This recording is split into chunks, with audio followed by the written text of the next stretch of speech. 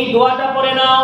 তিরমিজি শরীফের বর্ণনা 7 নম্বর হাদিস আনাস ইবনে মালিক রাদিয়াল্লাহু তাআলা আনহু থেকে বর্ণিত, রাসূলুল্লাহ সাল্লাল্লাহু আলাইহি ওয়াসাল্লাম ইযা দাখালাল খালাআ, যখন তিনি বাথরুমে প্রবেশ করতেন, ক্বালা, তিনি বলতেন, আল্লাহুম্মা, হে আল্লাহ, ইন্নী আউযু বিকা, আমি আপনার নিকটে আশ্রয় চাই, মিনাল খুবুসি ওয়াল খাবাইস, জঘন্যতম, নির্লজ্জ, পাপী, জিন্নাত এবং শয়তান হতে, নর এবং নারী, তাদের মধ্যে যে সমস্ত নর এবং নারী রয়েছে, এই সমস্ত খারাপ জিন্নাত শয়তান থেকে আমি আপনার নিকটে আশ্রয় চাই।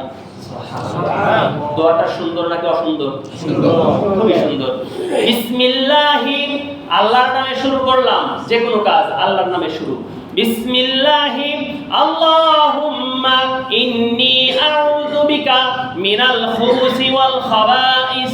বলেন সবাই, বিসমিল্লাহি আল্লাহুম্মা ইন্নী আউযু বিকা মিনাল খুবুসি ওয়াল খাবাইস। ইনশাআল্লাহ পড়ব, ইনশাআল্লাহ ইনশাআল্লাহ ইনশাআল্লাহ, হাত উঠানো লাগবে না, ইনশাআল্লাহ পড়ব। এরপরে বের হওয়ার সময় আম্মা জান আয়েশা রাদিয়াল্লাহু তাআলা আনহা বলেন, রাসূলুল্লাহ সাল্লাল্লাহু আলাইহি ওয়াসাল্লাম দোয়া পড়তেন। কি দোয়া পড়তেন? ইযা খারাজা মিনাল খালাই, যখন তিনি বাথরুম থেকে বের হতেন, দোয়া পড়তেন, গুফরানাক, গুফরানাক, আল্লাহ আমাকে ক্ষমা করেন, গুফরানাক, আল্লাহ আপনি আমাকে ক্ষমা করেন। এরপরে ইবনে মাজাহর মধ্যে একটা বর্ণনা রয়েছে, সেখানে আনাস ইবনে মালিক রাদিয়াল্লাহু তাআলা আনহু থেকে বর্ণিত, রাসূলুল্লাহ সাল্লাল্লাহু আলাইহি ওয়াসাল্লাম যখন বাথরুম থেকে বের হতেন, তখন তিনি বলতেন, আলহামদুলিল্লাহিল্লাযী আযহাবা আন্নিল আযা ওয়া আফানি। 301 নম্বর হাদিস, ইবনে মাজাহ।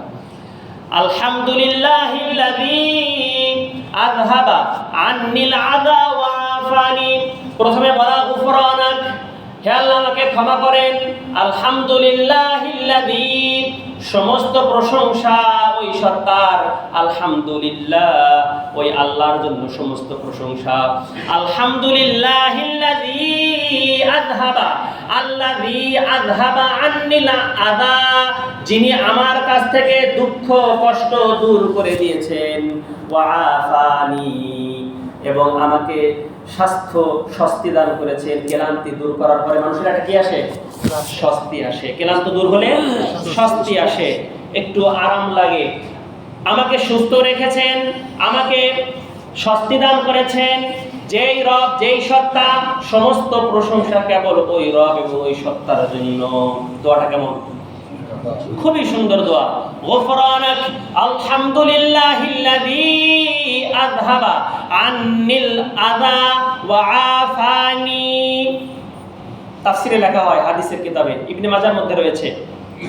গুফরানাক, তিরমিজি শরীফের মধ্যে, ইবনে মাজাহ সহ সিয়াসাতের কিতাব, মুহাদ্দিসগণ এর ব্যাখ্যা করেন। গুফরানাক, আল্লাহ রাসূল সাল্লাল্লাহু আলাইহি ওয়াসাল্লাম কেন করতেন? আল্লাহ আমাকে ক্ষমা করেন। বাথরুমের মধ্যে 1 নম্বর কারণ, বাথরুমের মধ্যে বসে বসে আল্লাহর জিকির নিষিদ্ধ।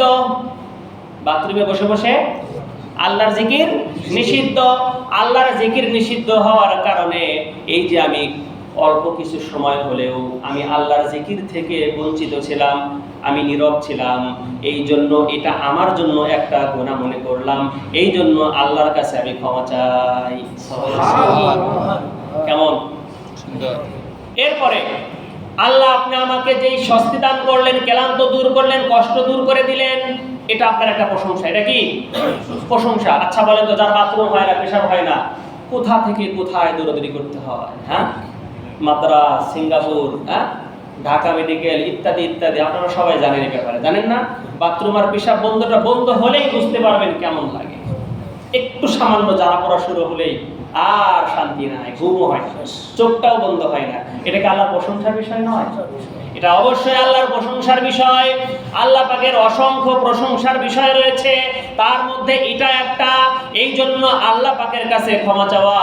আল্লাহ আপনি আমাকে এত ভালোবাসেন, আমার কাছ থেকে ক্লান্তি দূর করলেন, কষ্ট দূর করে দিলেন, আমাকে স্বস্তি দান করলেন, আমাকে আপনি সুস্থ রাখলেন, সব কিছুর জন্য আপনার প্রশংসা করা উচিত। কিন্তু আমি অধম পারি না, আমি দুর্বল, আমার ঈমান আমল ভালো নয়, আমি দুর্বল। আপনি আমাকে দুর্বল করে বানিয়েছেন, এই জন্য আপনার প্রশংসা যেইভাবে করা দরকার সেটা পারি নাই। এই জন্য আমি সর্বপ্রথম আপনার নাকি গুফরান আর ক্ষমা চাই। পর্বত ইনশাআল্লাহ ইনশাআল্লাহ বলেন সবাই গুফরানাক গুফরানাক আলহামদুলিল্লাহিল্লাযী আলহামদুলিল্লাহিল্লাযী আযহাবা আযহাবা আন্নিল আযা আনিল আযা